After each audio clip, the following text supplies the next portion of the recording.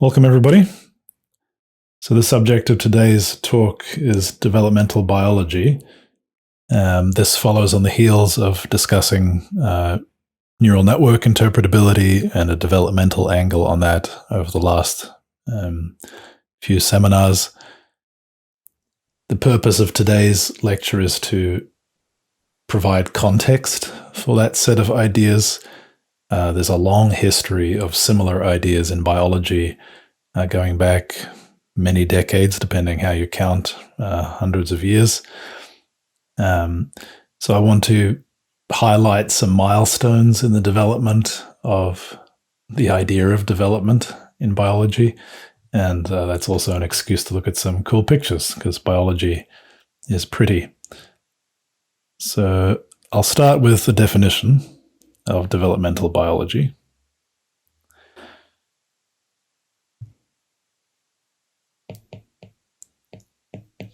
And I think the Wikipedia one seems fine. It's consistent with the textbooks that I've been reading over the last few weeks.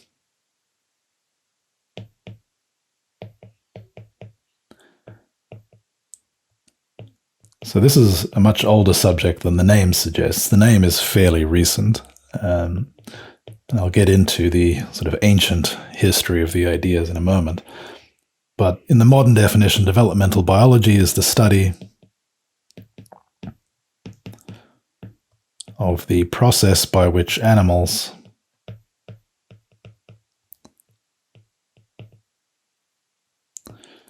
grow and develop.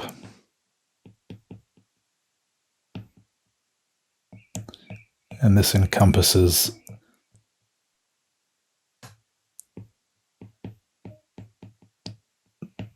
a variety of different processes. The obvious one is the development of a fully grown organism from an egg, if we're thinking about multicellular organisms.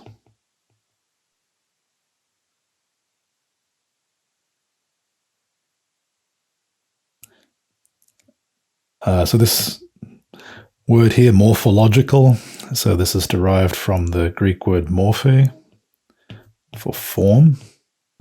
It's the same root as morphism in a category. It's not a coincidence, because a morphism is the right word for the idea of a transformation, a change of form. Right? So a morphological process is a process which changes form. There's also cell differentiation. It's not cell division.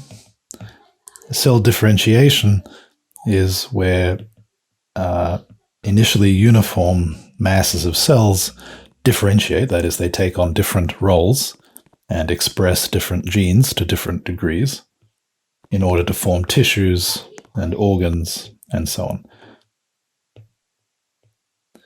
on.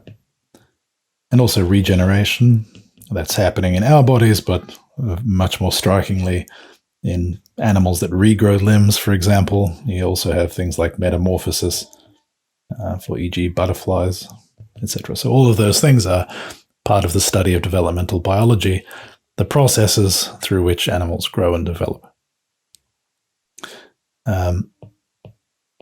This grew out of a very ancient part of science, which is embryology,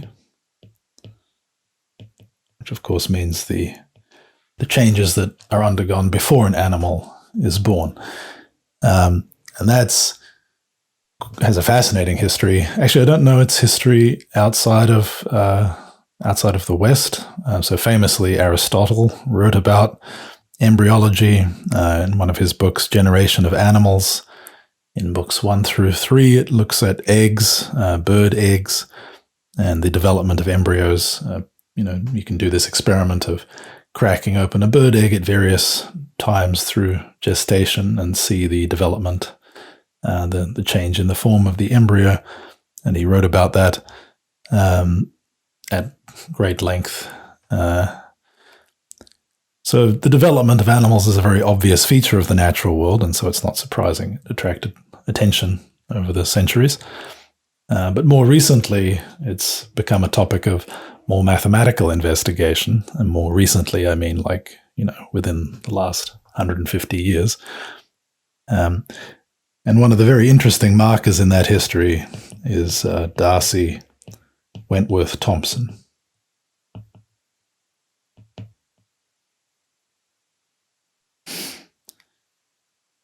So he lived from 1860 to 1948. He was a Scottish biologist and mathematician, and he wrote a famous book, one of the most famous books in the history of biology, on growth and form. And that was in 1917. I'll talk a bit more about some of the details in that book in a moment, but for now I just want to note that this book inspired later efforts by mathematicians, scientists more generally, obviously biologists, to try and understand the structure and logic behind the beauty of the natural forms that are visible in the environment. That includes people like Turing and René Thom, who's come up in our discussions in connection with SLT and developmental interpretability in previous seminars. So Thompson's 1917 book spends a lot of time talking about cell division, differentiation, and the constraints placed on those processes by physical law. And as a result of those constraints, he argues, and this is a subject that has been developed in great length by mathematical biologists, that those constraints are what are responsible for the striking geometric forms that appear in nature. And you can see some of those in these images on the next couple of boards, which I'll say more about now. Let me pose an easy question for you to ponder over the course of this seminar. What exactly do we mean when we say form? Right, form, I guess this has become a little bit of this was the typical word to use to describe the circle of ideas, certainly in Thompson's time, and René Thom uses this word as well. It seems more typical now to use the word structure. So when we say internal structures in neural networks or the formation of structure in a cell, we're expressing the same thing as when we talk about form, more or less. So when we use this word, what do we actually mean? Okay, so let me say something about this first image here. So this is what's called a radiolaria. I don't know how to pronounce it exactly, but I'll say it that way.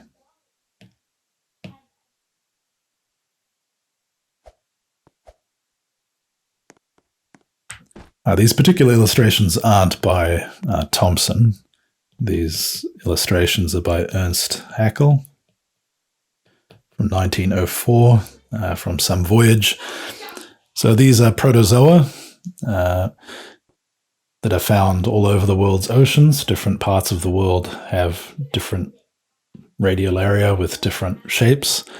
And what we're seeing here are their mineral skeletons, which have a great variation in form.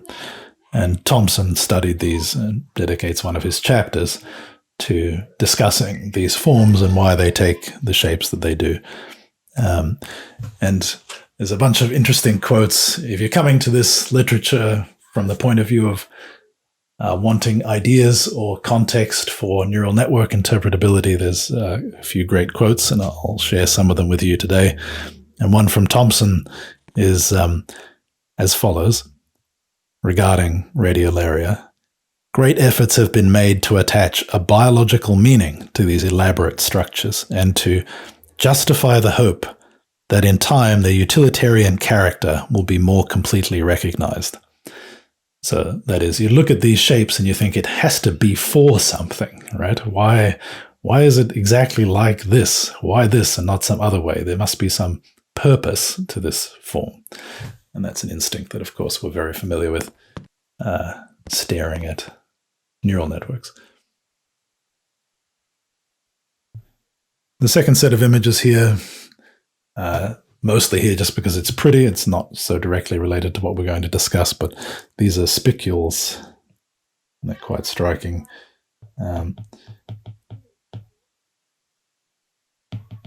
These belong to a certain kind of sponge, which has a mineral skeleton, and these spicules are sort of the units that make up that skeleton. And they have very beautiful shapes as well.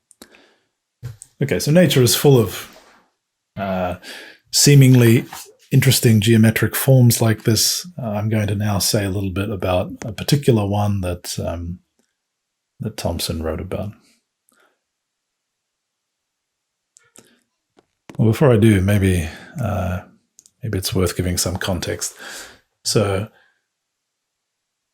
one of the reasons to talk about developmental biology is, of course, that it's motivated by very similar questions to neural network interpretability. Biological systems and neural networks have some similarities, but also dissimilarities. So evolution has, of course, shaped these organisms in a way that isn't really directly parallel to how gradient descent works. So one shouldn't overdraw these analogies, but still there's a lot to be learned and many interesting examples. And that's mainly what I'm going to focus on, is sort of interesting examples from the history of developmental biology. This is part one. There'll be a part two some other time, which talks about more recent work that I've hinted at in SLT-4, for example, that is finding bifurcations in RNA-seq data and this kind of thing. But that's for another time. Any questions so far?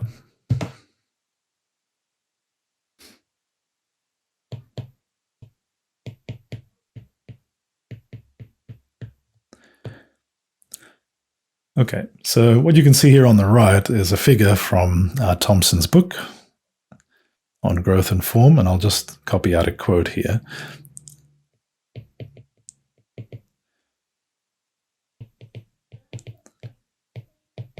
So the picture is depicting 4 cells, and they're developing in contact with one another. So imagine a single cell that's divided twice.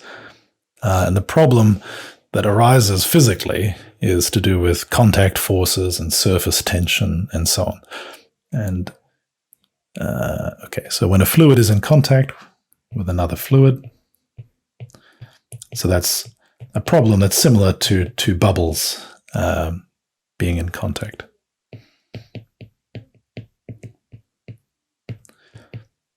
A portion of the energy is proportional to the surface of contact.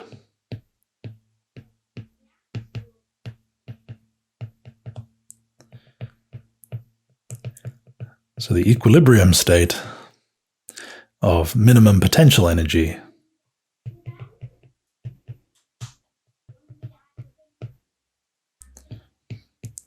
will be obtained by an utmost possible reduction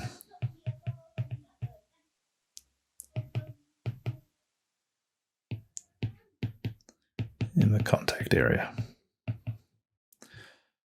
There's precise references in the notes for the talk. So this is part of why interesting geometric forms appear in nature, right? So physical form develops in the context of physical law. Physical law dictates certain energy costs to certain configurations, and minimizing that energy, those minima correspond to certain configurations with certain symmetries and certain geometric forms. And that's why we observe interesting geometry, one of the reasons. And this is one of the particular ways in which that pattern manifests itself. So I think that's pretty familiar to everybody here. But an aspect of this I want to emphasize, and which is a particular interest in connection with neural network interpretability, is the fact that the energy landscape that is being minimized is conditional on the structure that already exists. So Not all developmental biology is concerned with development from a single cell, as in embryology. But if we imagine that process from the very beginning, from a single cell, in some sense, the only context is the environment outside of the organism itself. But over the course of development, some structure has already emerged, and it's important to recognize that the new structure doesn't emerge. It's not solving a problem that's completely independent of everything that's come before. And that's sort of, you could imagine in the diagram on the right, the second pair of cells that divide are doing so in the context of the existing pair. So here's the cartoon.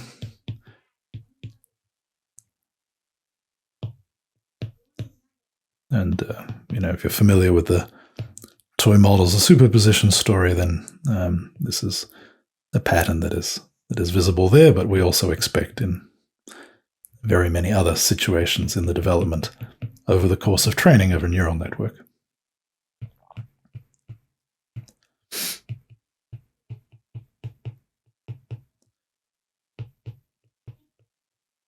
So when form is changing from the current form to a new form, you can think of that as being factorized through a map which first takes the current form and produces from it an effective energy landscape. So I'll just draw here the relevant centers of these two cells, and then the energy landscape for the division, the production of,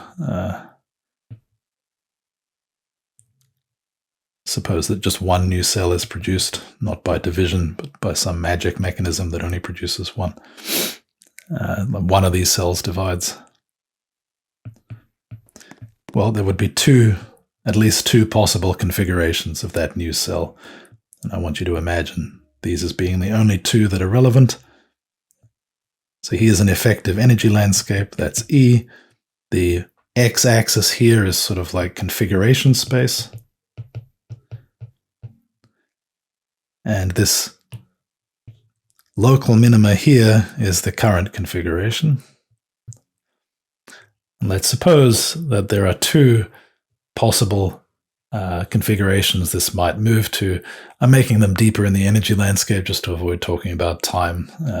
But really, I guess the energy landscape is changing as the cell divides and so on. So don't read too much into this diagram. The point I want to make is that there's sort of two ways that this new cell could be oriented relative to the existing two. It could sort of form this configuration on the left or this configuration on the right. So if we're thinking about the new structure as this extra cell, then its landscape dominating its formation is determined by the existing structure. Okay.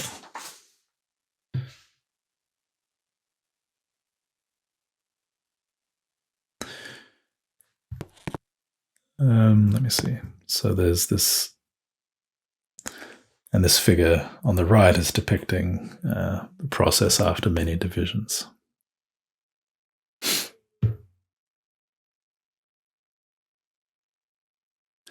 So there's another quote from around the same place in Thompson's book that maybe I'll just read. And lacking, as we still do lack, direct knowledge of the actual forces inherent in the cell, we may yet learn something of their distribution, if not also of their nature, from the outward and inward configuration of the cell and from the changes taking place in this configuration. So I think this is very interesting because it indicates the mode of investigation for much of the history of biology, where we didn't know about genes, we didn't have microscopes, we couldn't interrogate the internal structures very directly. But what we could do is study the outward change in the configuration of things, right, to the degree we could see them. And so development was a window into the internal forces, not force in the sense of springs, but force in the sense of motive force or causal agent, whatever you want to call it.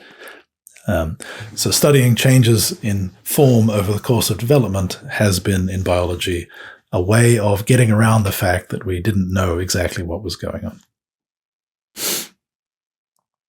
And yeah, arguably that's the start of biology with Aristotle's studies, as mentioned before.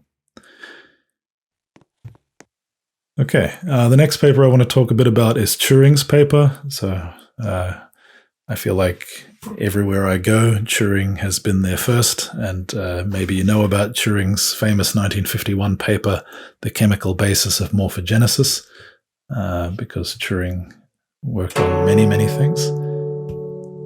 But we'll move over to the next set of boards to discuss that.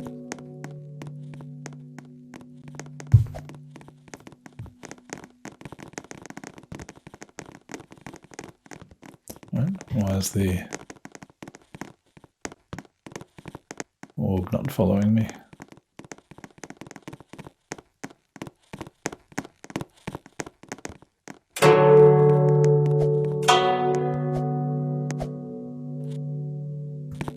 I see. Have any of you seen this diagram before? Some of you must be aware of this paper. Yeah.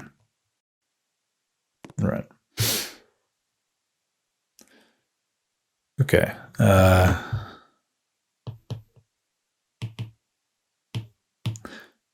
So I'll give you a brief rundown of what's in this paper.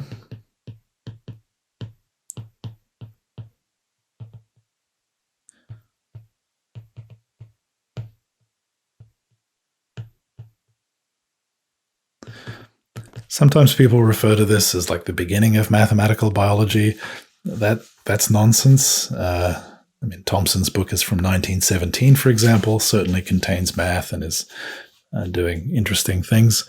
But there's no doubt that it was a very important paper in the history of mathematical biology. If I remember correctly at the time,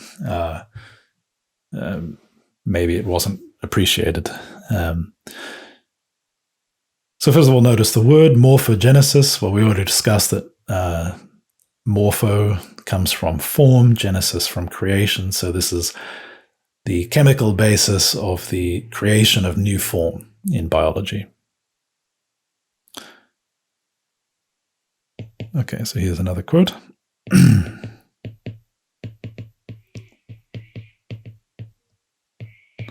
So the aim of this paper was to create a mathematical model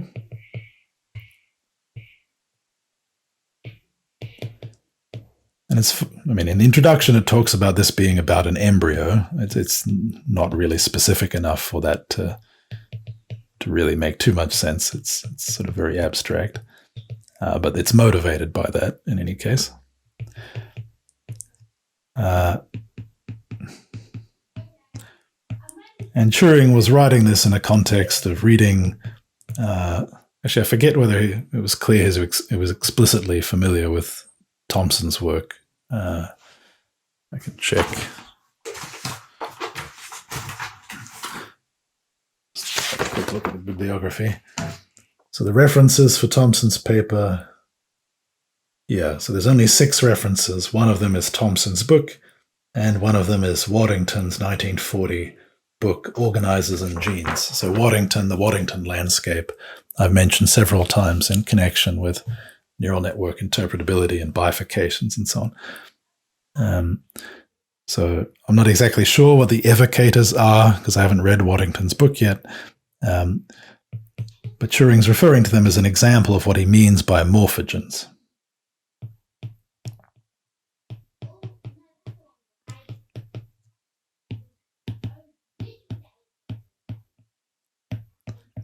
So a morphogen in Turing's paper is some substance which causes the change in form by being present. Now, the idea is that you study a spatially distributed concentration of perhaps several different morphogens, and those morphogens, by some mechanism that isn't modeled, change the developmental course of the organism.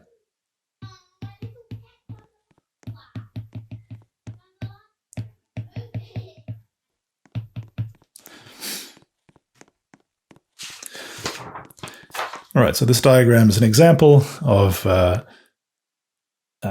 think, several morphogens interacting. I'm not going to go through exactly the model. Maybe somebody could do that some other time. I'm not sure it's super relevant beyond the sort of ideas. But this mathematical model is often viewed as explaining the patterns on the skin or hides or scales of many organisms that have patterns. Maybe that's underselling the paper quite a bit. I guess people tend to conflate, like as if that was Turing's aim to explain spots on, zebras or something. That's really much less ambitious than what Turing was trying to do. Turing viewed it as like trying to examine the underlying dynamical system which explains development writ large, not just these kind of relatively superficial aspects of development. Okay, so that's it for history. I want to move on to discussing the modern subject now. Are there any comments or questions about this historical part?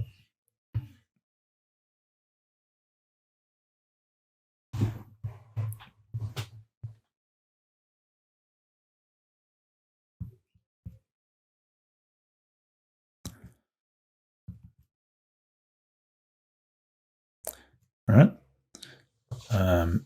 Edmund, you're in the way.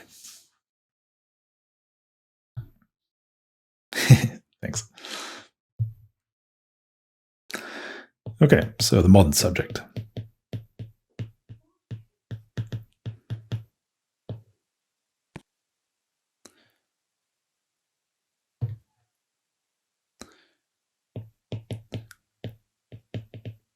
So I'm going to be citing from two standard textbooks. One is Gilbert. I won't write out the whole title of the book. I'll just read you. It's Developmental Biology. 7th edition is the one I have. This is the standard. This is the textbook that the University of Melbourne uses, for instance. Okay, so what is the purpose of development according to the textbook?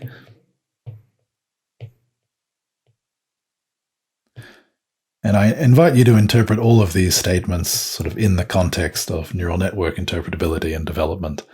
There are differences and similarities, as I said earlier.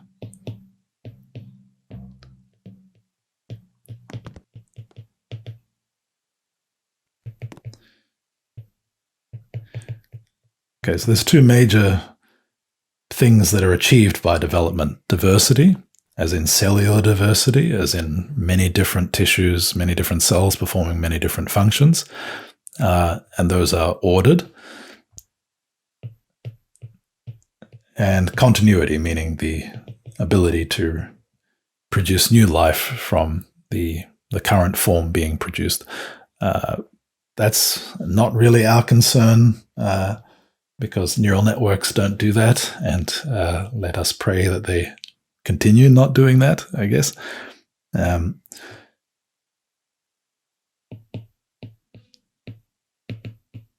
So we'll focus on the first. The major questions that developmental biology seeks to answer. So these are the organizing questions for the field. Differentiation. So this is how a single cell, fertilized egg, gives rise to hundreds of different cell types. The question there is, how does the same set of genes produce such diversity?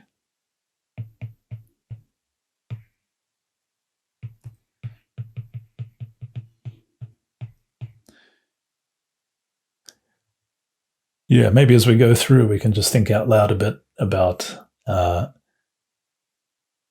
if we were to state similar organizing questions for a kind of natural science perspective on the development of artificial neural networks, there the homogeneity at the beginning is even more extreme, right? If you just start with a plain feed-forward network or transformer, there's no real analog of genes, but the point here is not really that it's something about genes. It's more about the ability to, through the exposure to data, absorb information being distinctions, those distinctions distinguishing the current form of the network from many other ways it could have been, right? Now in cells, that takes the form of different genes being expressed to different degrees, right? But I guess in neural networks, it's not a relevant mechanism. Morphogenesis. Differentiated cells are not randomly distributed, and the creation of ordered form is called morphogenesis.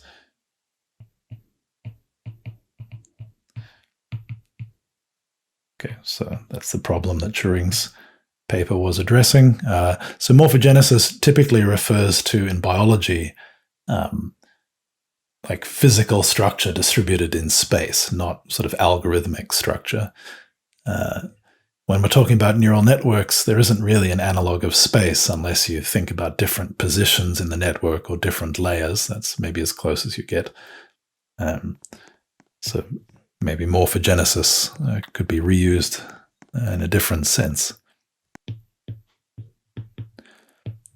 Growth. How is cell division coordinated? So if you look in the textbook, it gives the example of, amusingly, people's arms usually being the same length. So that despite those cell divisions happening very, very far apart from the point of view of an individual cell, and yet the cells in both of your arms sort of know to stop dividing or have a rate of division that's roughly the same. How is that coordinated? I think that question does make sense in the context of neural networks, right? How do relatively far apart, whatever that means, structures somehow coordinate their growth and development? I have no idea. I'm not sure it's been studied. And the final organizing question for the field of biological development is evolution, which is not so relevant for us, perhaps. Except insofar as it points towards an intrinsic advantage that artificial neural networks have over our own, which is that, I mean, the point here being that you can't pass on changes that cause, like, the only things that you can develop are things that leave you alive while you develop them. It's no good having a plan for producing some fantastic new biological structure if you can't survive that process. So which changes are heritable is sort of referring to that. Yeah, and finally, environmental integration. Let me just check how I'm doing for time.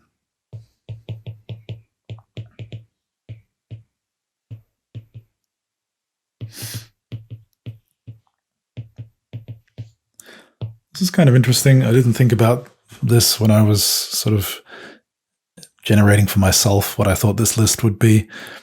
This is the point that the development of many organisms is influenced by cues from the environment. So, for example, certain butterflies, apparently, the caterpillar form actually sort of absorbs information about the level of sunlight and temperature, and that can result in different colored butterflies. So development is data-driven.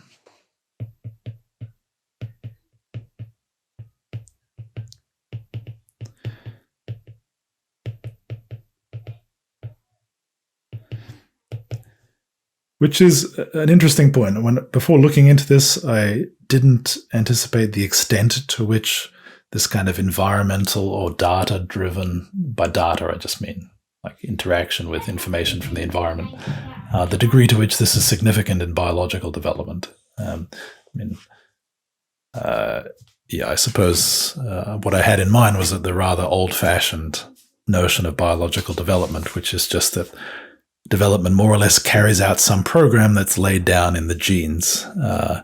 That is maybe not the current view.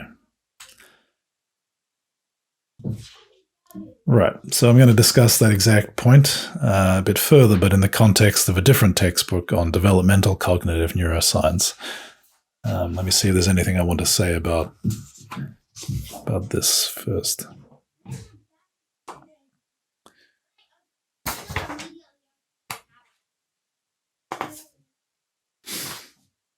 I don't think so. Okay, so we're going to move over to the next set of boards to talk more specifically about development in the brain.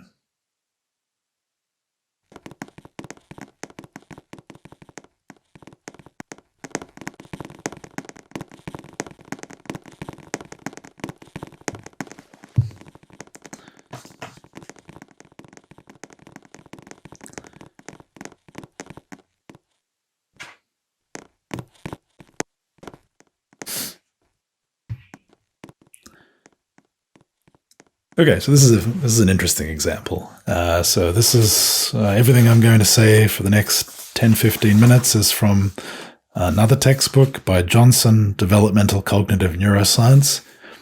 And this example I found quite fascinating.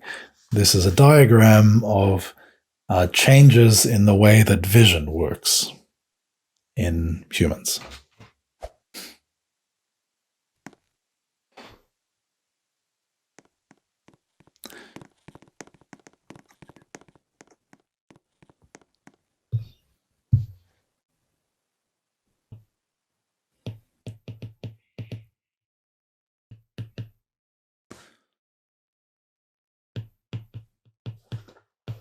Hey, Dan, your head's blocking the webcam. Oh, thank you. Is that better? Yep. Thanks.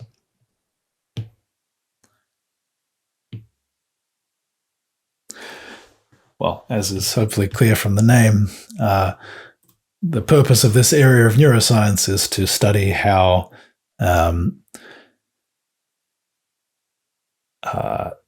the functions that are carried out by the brain develop. Now, there's two kinds of development that are relevant in neuroscience, right? Or in any system in biology that is a learning machine. There's the construction of the learning machine, in this case, the brain from nothing. That's one form of development. And then there's also learning and the structures that develop over the course of learning. And maybe you could think of those as being synaptic strengths or whatever, things that maybe don't even change the form or number of cells, but just change some sort of internal characteristics. But my understanding is that these two kinds of development are not separable. In some cases, something is clearly of one kind or the other, but there are very interesting forms of development that have both as an essential part of the story, and that's such an example is the one that I want to present. So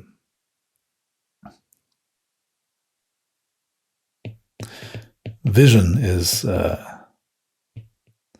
one of the best understood systems in the brain.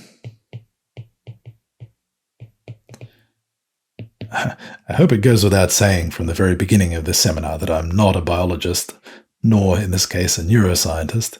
So this is some bozo reads a textbook and tries to explain his understanding of it. So I think I'm correct in what I'm saying, but this is not an expert speaking. So vision is one of the best understood systems. There's a couple of reasons for that. It's easy to test, right? We can give people visual tests, including infants, with little to no instruction. And so we can get pretty good data on that, and it's been studied for a long time. It's also something that's relatively well understood in terms of its location in the cortex and how everything is hooked up to the eyes and which cells are responsible and which columns of the cortex do what. So it's sort of, from many angles, one of the best understood things, including in developmental neuroscience.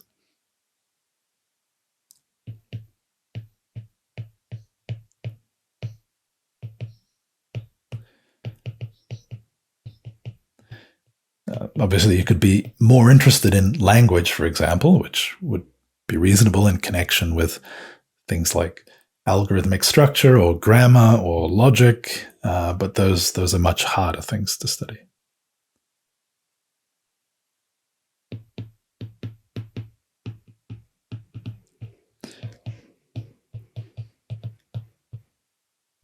Okay, so if you want to understand the functional consequences of the developing brain,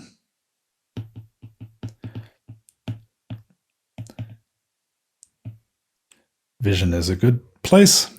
And one of the most famous examples is the development of binocular vision.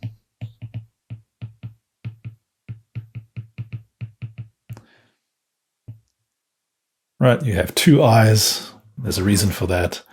Many reasons, I guess. One of them is that you can use information from both eyes, as you know, to estimate depth.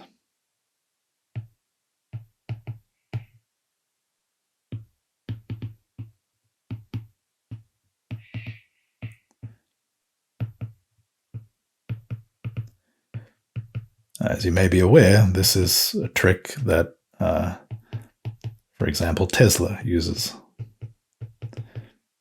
They literally train vision networks to infer depth in exactly the same way, as I understand it, that we do, taking multiple images from different angles and using that.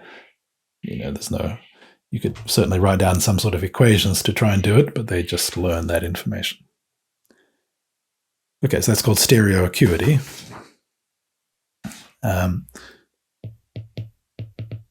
Binocular vision emerges at around 4 months.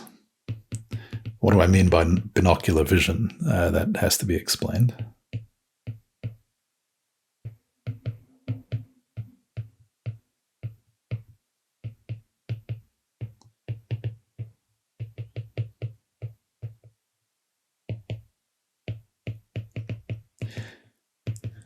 What that means is if you give someone tests for stereo acuity that would depend on being able to integrate information from the two eyes in a way that isn't just conflating the images, but is actually using the differences between them to infer information.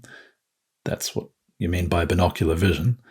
That capability emerges at about 4 months in this textbook doesn't refer to it as a phase transition, but they use the following kind of language. They say that it emerges rapidly as detected by behavior, so performance on visual tests. So it reaches adult level binocular vision in about a few weeks. And the change is quite famously associated with a rapid change in the neural substrate. So the way the brain is hooked up.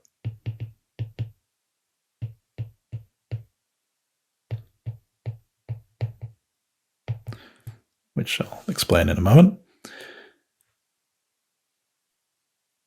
Okay, so if you look at the left-hand side, maybe you have to click to get a closer view.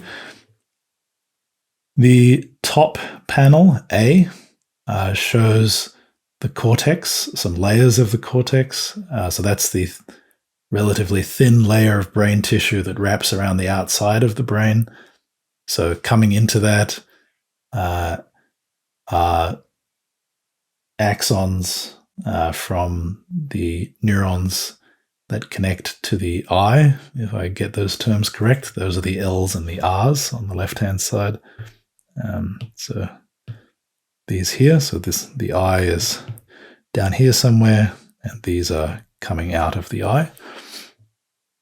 And they synapse onto some neurons in layer 4 of the cortex. But as you can see here, all of those cells have connections from both the left and the right eye. So this is not binocular vision, because the information that's coming in is just mixing up these two channels, and therefore isn't really making use of the distinction between them. But at some point around 4 months, this changes. The precise way it changes is actually interesting in connection with pruning and some of these ideas in neural networks. So you can see in the bottom picture, there's a different configuration. I'll say something about the change in configuration in a moment, but let's be just first clear on what the two configurations are. So on the bottom, in the mature visual system, you can see that the left and right eye connect to different kinds of cells in different columns. Not different kinds of cells, just cells in different places. So the right eye is connecting onto these black. I don't think there's any difference physically. It's just a labeling device. They're in different columns of cells. So the right eye connects to certain columns, the left eye connects to certain columns. And so the information is processed separately before being integrated later. And this change in the way in which the cortex is wired happens at the same time as the development of binocular vision. And so obviously the theory is that this is what's responsible for that emerging capability of stereo acuity.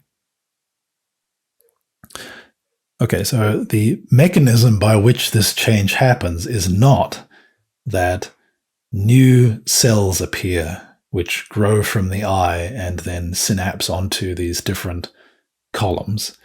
It's more that and this is a common pattern throughout cognitive developmental neuroscience, is that you don't form that many more neurons from the time you're a child. Mostly you overproduce and then prune. So the situation in the top before the kind of phase transition is that you have many, many connections from both the left and right eye. And then if this guy is supposed to become one of the cells onto which you only have connections from the right eye, then what happens is that all the connections which are not from the right eye die. I don't know if the cells actually die or they just connect up somewhere else. I'm not sure, but those connections are pruned. So this overall much more connected system is steadily pruned until it's in this configuration that you see below, which is where there's more structure. This binocular vision is now enabled.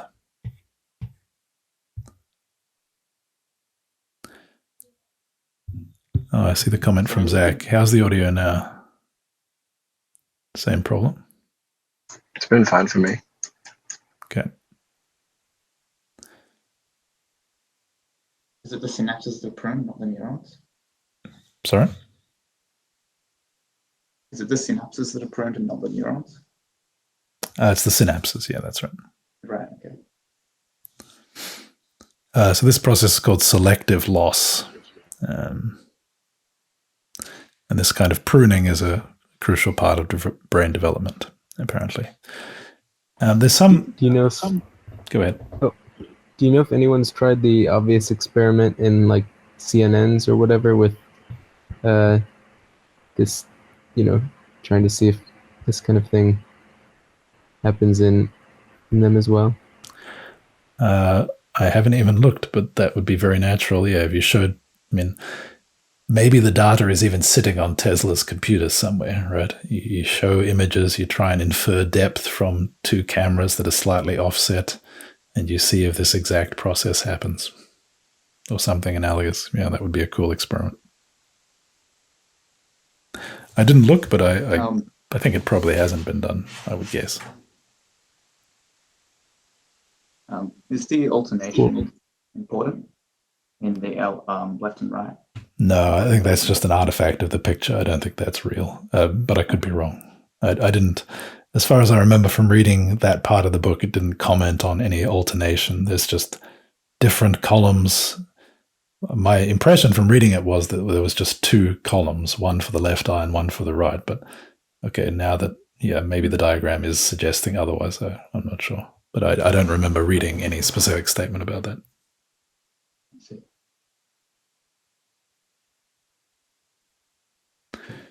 Another reasonable question you might have is whether this process is data-driven. So suppose that you somehow show the eyes exactly the same input, so they're not offset from one another.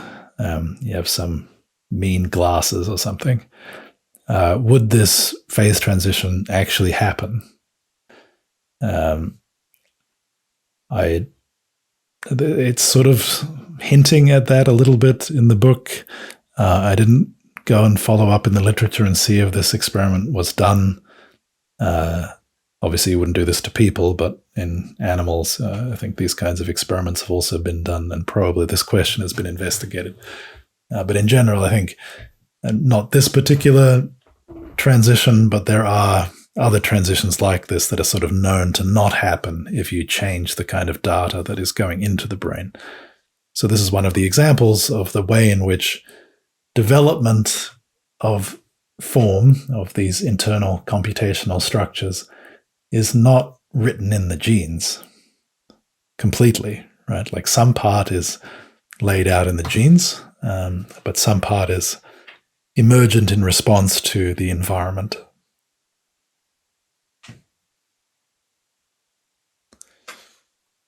Okay, any further questions about this? Could you clarify that distinction?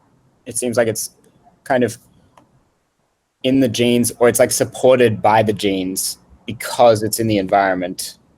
Because, I mean, this whole binocular vision thing, when it evolutionarily emerged, that was like in response to the environment being 3D. Yeah. And so I would say that it's like supported by the genes, but then as long as the individuals of the species are in an environment where the data is consistent, that will then be triggered by the environment. Something like that. Yeah, that would be my understanding. All right, so this was exactly the question I wanted somebody to ask, because this is exactly the distinction between phylogeny and ontogeny, which is another interesting topic in this. What's interesting in these books is often the framing as much as the experiments, because it's sort of useful to see people have these debates. Okay, so versus. I'll explain what both of these terms mean.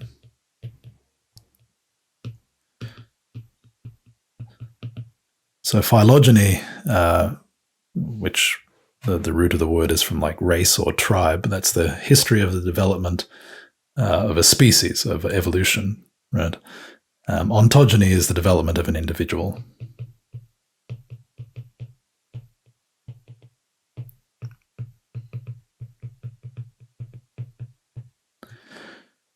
So ontogenetic or phylogenetic.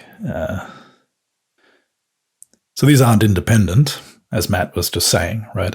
Evolution shapes the developmental program that is carried out by an individual. This is one of the ways in which the analogy between, say, neural network development over the course of training and human development, or any organism's development over its lifetime, are not that directly analogous, unless you sort of think that the gradual selection process we've been making for architectures is maybe a kind of evolution, but it's providing a very weak set of shaping forces on the developmental landscape for an individual neural network over training compared to what our evolution has done, or at least that's how it seems to me. But it's worth contrasting the sort of historical view on development with what the sort of maybe prevailing view today is. And I was going to say something about preformationism.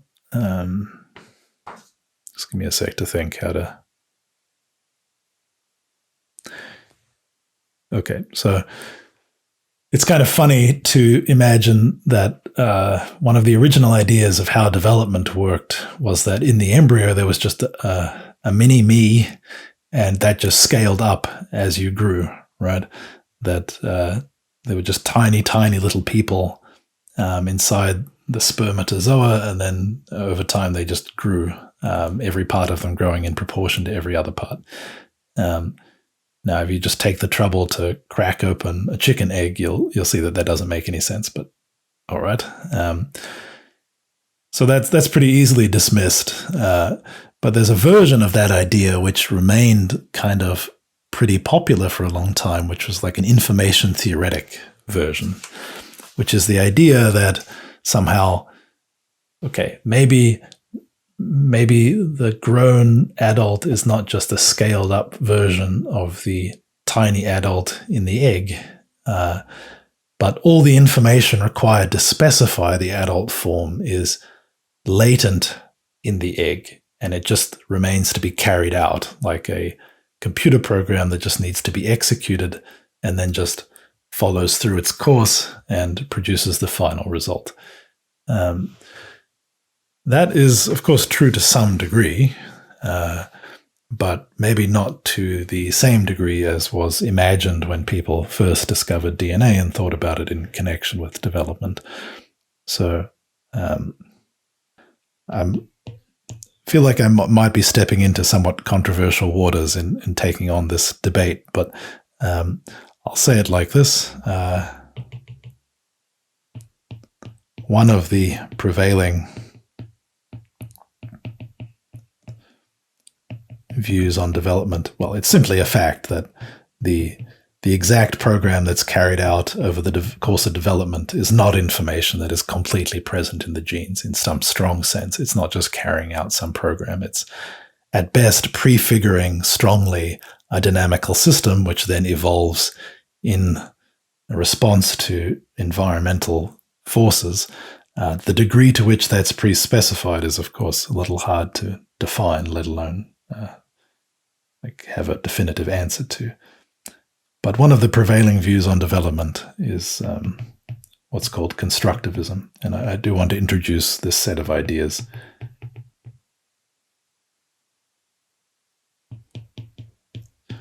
This is due to Piaget. I guess these days, many people are exposed to these ideas through Jordan Peterson, who is discussing endlessly Piaget's ideas in various forms. So Piaget was a psychologist. He did a lot of studies on childhood development and very strongly influenced not only psychology, but developmental biology in general. And constructivism is a view that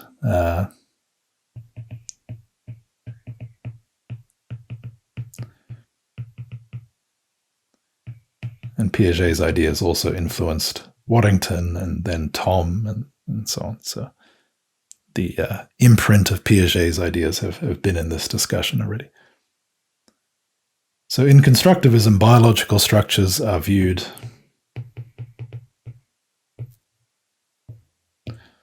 as an emergent property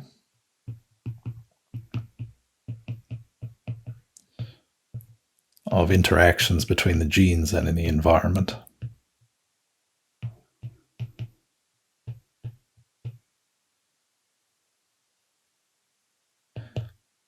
I think, to me, that sounds almost tautological. I don't know whether that's because these ideas successfully colonized everybody's minds, or whether at some extreme, it's just like saying everything matters. That would be tautological. Maybe it's better to. So there's an actual quote. Maybe I'll just read it given the time. So this is a quote from Johnson's textbook. The essence of constructivism is that the relationship between the initial state and the final product can be only understood by considering the progressive construction of information. Now, that isn't a tautology.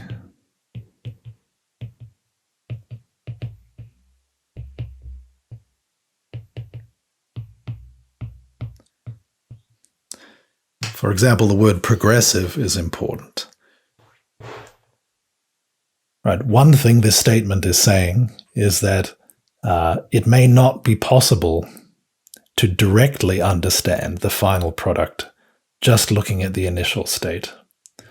And that's characteristic of complex dynamical systems quite often, right?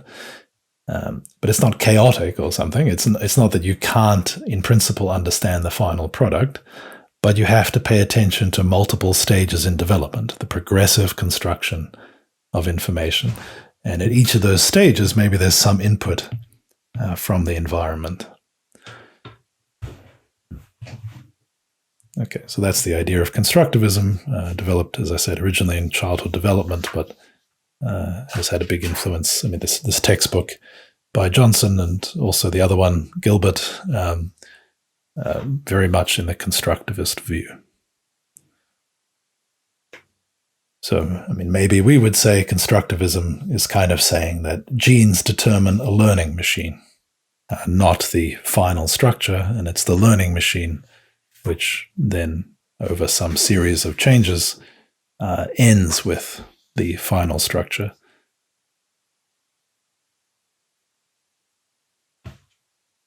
Okay, so that sort of brings me almost to the end of what I wanted to say, but maybe I'll end with a question.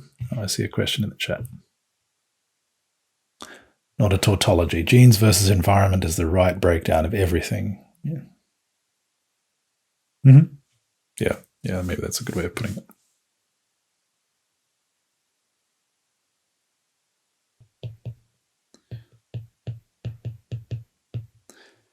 Okay, so mostly I've been discussing these ideas in the context of informing, the thinking we do about development of artificial neural networks over training. Partly just it's good to be aware of the history of similar ideas. Maybe this helps you to read more of the biology literature as a bit of a prompt to have a look at it. Or I would really love to have people working in these areas to talk to. I intend to do that at the University of Melbourne, but if you know young people who are working on this kind of thing who might be interested in looking at the overlap with artificial development, that would also be cool.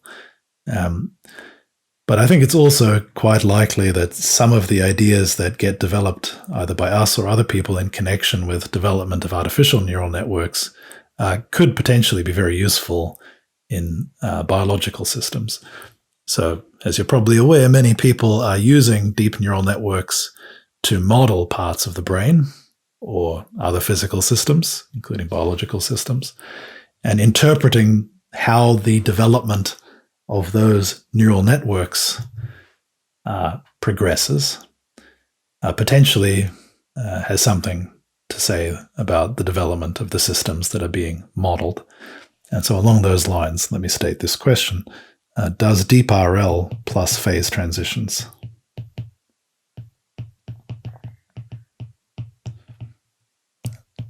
in SLT offer anything to constructivism in the sense of developmental biology?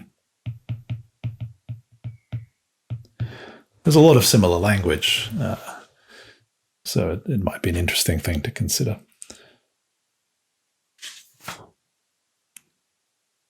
And I'll stop there.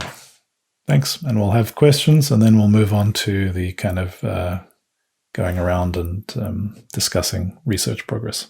So thanks, everyone. Questions?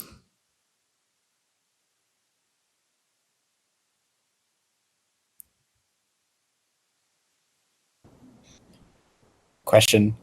How do you find time to read a book on developmental biology?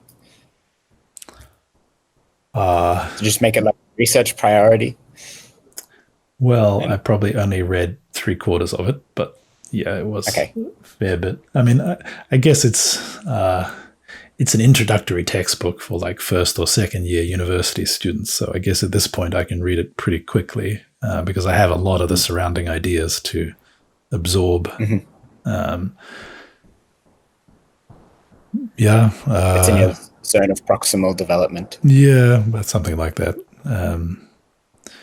I think it's easy, of course, to read quickly, but to actually absorb something quickly, in my experience, I mean, I probably couldn't have read this book in a week a year ago because I didn't have anything like to care about in it. but I was super curious about this example that I just talked about, right, with the development of the visual cortex. So it was kind of easy for me to just start there and then go out. So, yep.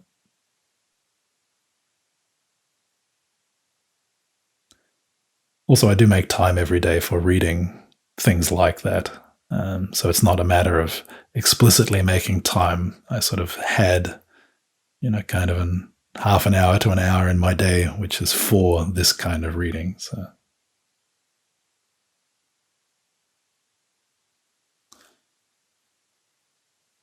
Yeah, anybody else think of any other analogies or dissimilarities? I think it's the role of evolution in shaping the learning process. I mean, like, it's, of course, the old nature versus nurture debate and kind of a bit boring, but I was not expecting it to be as data-driven.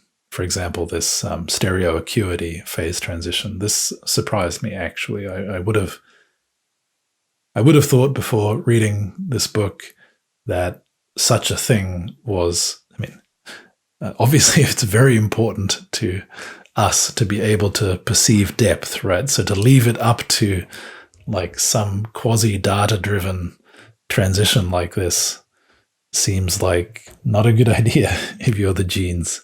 But on the other hand, maybe there's no choice.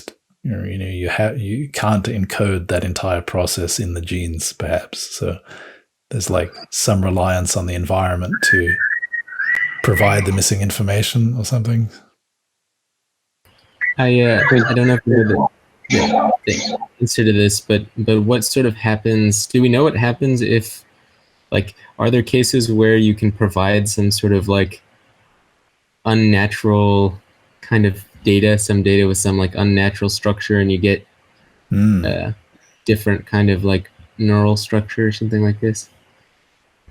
Yeah, I'm not sure. That would be a cool experiment. Because I think to me there are sort of two competing hypotheses for what kind of they're probably these might not be completely cover everything, but to me the two most likely things sort of seem like there could be something kind of like conditional that like something in the genes kind of triggers in response to the environment versus something more like it sets up some generic kind of algorithm to learn structure from data or whatever, and the second one to me especially seems like would be interesting if true, but I don't know if we have. Yeah, I think there's also an important distinction between the cortex, where this transition is taking place, and the rest of the brain, which is more primitive. So the cortex is fairly, again, take this with several grains of salt because I don't really know what I'm talking about. But my understanding is that this particular part of the brain is thought to be much more uniform and more driven by learning in terms of the structures that it forms than the deeper parts of the brain. That's sad.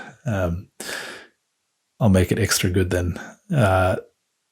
So maybe it's more true that the structures like to do with regulating your heart are pre-programmed to a greater degree than the kinds of things that are going on in the cortex. That would be I think a natural guess.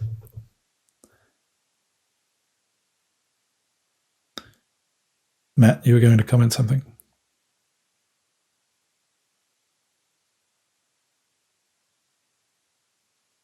Oh, thanks.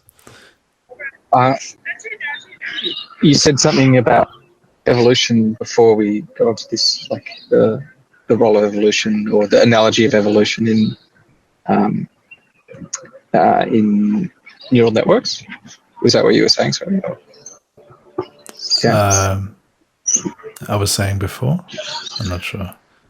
Oh, okay. I was just going to suggest that, like, maybe you said at some point that you didn't think evolution was that relevant to neural networks. I think, but maybe that's where sort of things like hyperparameter tuning and things like that coming. Yeah, there's obviously some relevance. That's right. And we're doing some sort of process of gradual change in our model selection over time, like at the level of the population of, deep learning researchers and training runs. But it's clear there's a lot less information in that process than there is in evolution, at least at its current stage, right? So, But like, do people analyze like in depth, algorithms for tuning hyperparameter search and things like that, right? Like that's a more but they're very minimal. I mean, most hyperparameters are chosen like there's some like recipe that you learn from the paper, and it's like very simple. And the most advanced things are like either you sweep hyperparameters or you do things like population-based learning that DeepMind developed, quite a number of years ago, and they used a bit, and I don't know the current status of that, but it was very important in AlphaStar, for example, where you do like a kind of genetic algorithm like search for hyperparameters. So there's definitely evolution there. So like the AlphaStar paper definitely contains like an ambient form of like multi-layer learning where the outer layer looks like evolution. So that's true.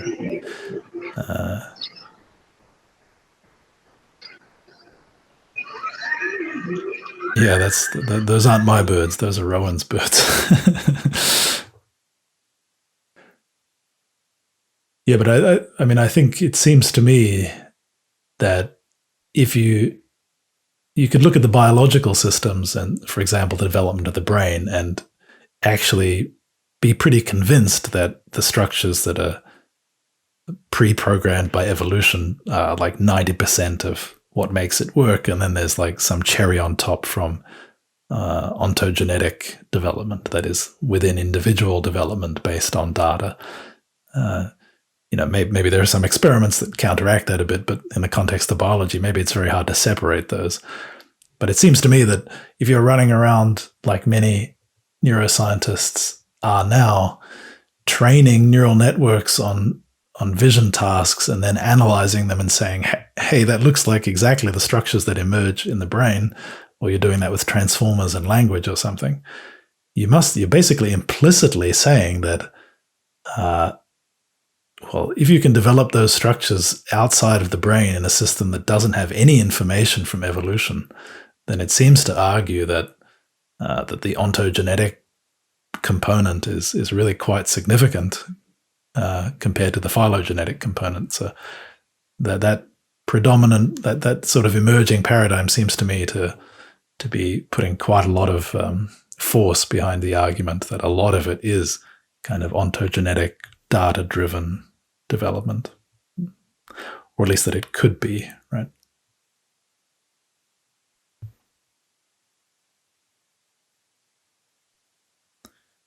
Okay. Any further questions? I'll go ahead.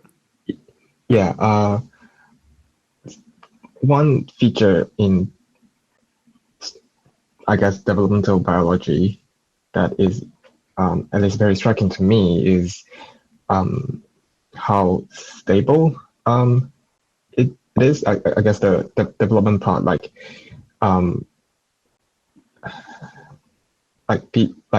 without too much, we develop sort of our height within a very narrow bands, and we develop the same bilateral symmetry and so on and so forth.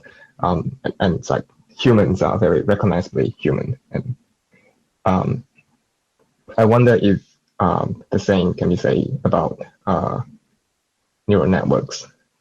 And there are some evidence for this. For example, edge detector is always formed in certain part of the network, regardless of regardless of the perhaps even the architecture. I'm wondering whether or not this kind of a effect of scale, like once you hit a certain scale, this thing would just develop with very high fidelity. And I'm also wondering whether or not something like like Rohan say, like the things like hyperparameter, something even like learning rate could be playing the role of gene, where the stable structure that you choose depends on your learning rate. I mean, in very low dimensional sort of toy landscape, you can see how that play out. Like if your learning rate is too large, then you prefer a certain kind of certain kind of basin. So that could be sort of playing the role of gene. And then it's like you say, like we through evolution we hit upon a certain set of gene, and we just run those genes in an environment and let them develop, and they develop with high fidelity. We haven't seen, like, it's weird that we haven't seen sort of you run a neural network on MNIST or on any kind of data. We never see sort of situation where it fails. Right? That's kind of very surprising to me. Like every time I run MNIST with tweaks of neural network structure or hyperparameter, like shouldn't some of them just fail to generalize? Like why do we not see that? Like that strikes me as sort of as surprising as the fidelity of biological development. I don't know if that's a question. Why do we not see that? As in, why do we not see that in biological systems? Oh, I mean, we do see that. We do see the fidelity in biological system. Just wondering whether there are sort of common mechanism behind them. The fidelity meaning the robustness you're talking about? Yeah, so change a few things that we don't understand, like how do learning rate affect training, how do model architecture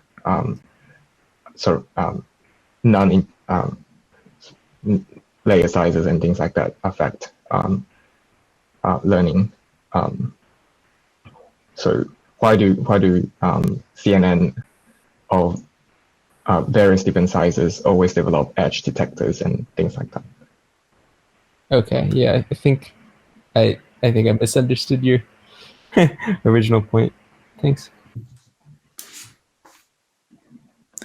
Yeah, I guess it's worth distinguishing between, I mean, certainly some developmental processes are extremely finely choreographed and seem to basically be completely in the genome. So in E. coli, for example, there's a little machine that detects lactose in the environment, and if it's detected, then it removes a repressor from a certain region of the genome, which then allows the transcription of some catalyst for processing lactose. And that's a little machine that I doubt very much emerges in response to the environment. I mean, that behavior is triggered by the environment, as Zach was referring to earlier, but that little circuit, you would have to work very hard to convince me that only emerges in certain conditions. That seems to me entirely in the genome, and many, many things in ourselves and other organisms will be like that. So I suppose one has to distinguish between the things that are just clearly pre-coded in the genome in entirety and the things that are sort of, instead of the final result, in the sense of constructivism, the final product being predefined, it's instead that a search process is coded for, one that very reliably in the ancestral environment ends with the final product. It's like if you take the environment as fixed, and it's sort of, you can save a lot of bits by encoding a search process rather than the final result itself. And that's a good trick for some things. And then it's maybe a question of which things fall into which category. And yeah, as you say, like, we maybe have stumbled upon a similar process with our neural networks, where we have a bunch of tricks and sort of learning processes and hyperparameters that, when run on typical data sets, reliably lead to the kinds of structures that we want, the final products we want. And it's much easier to specify those final products by specifying the data set and the learning process than it is by specifying the final product. And that seems like maybe a universal principle of like computation or something, which evolution and ourselves are both sort of making use of. I think I can sharpen my question based on that comment. Like that, you say that there are some processes that are just sort of basically coded by the genome, and then it will always, if you let the cellular machinery run, then it will always emerge. But I'm pretty sure scientists, so microbiologists can change some upstream conditions and methylation on the gene, and then just shut off some protein synthesis. But that sort of begs the question on how does the development sort of ensure that certain gene get turns on in certain tissue sort of reliably at the correct time. So why sort of my skin cell will notice that it is in my skin and start doing skin cell things. When does that sort of reliably happen? I think sort of biology have those kind of mechanism that says that right at this stage, certain thing gets triggered, and then once the environment plus the gene flip all the correct switch, everything else is deterministic. But I guess the question is, can we find things like this in neural network? Like if we don't have stories like this in, say, the development of the edge detector in CNNs. Like we know that if we know that it always develop, and if it is of the form that it is hard coded in some kind of gene, what are the conditions that sort of trigger and then makes it develop? It's like we can point to a certain training time period that this is where the edge detector develop. And